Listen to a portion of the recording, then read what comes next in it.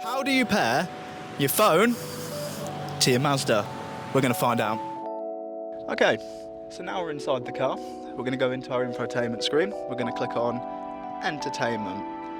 It may already say Bluetooth device not connected.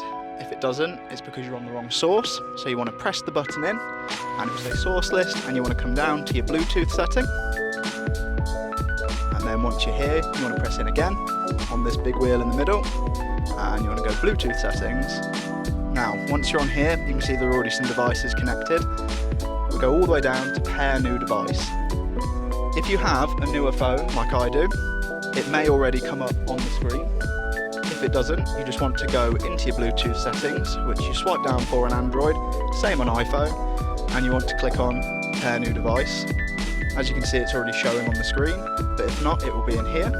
You then want to click on it on the screen or on your phone. As you can see, it says Mazda there, and in a minute it will come up with a pin, and you just want to confirm that the pin on the phone is the same as the pin on the screen. 614946, that's right. So you click pair, and it will take a second. There we go, my phone's buzzed, asking if I want to allow messages, so you get your texts through.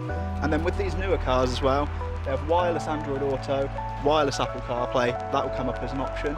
If yours is a little bit older, you'll have a little plug in here on a Mazda 3 for a USB, or in here for a 19 plate onwards MX-5, and you'll have your Android Auto, Apple Carplay ready to go. And that is how you pair your phone to one of the new Mazdas.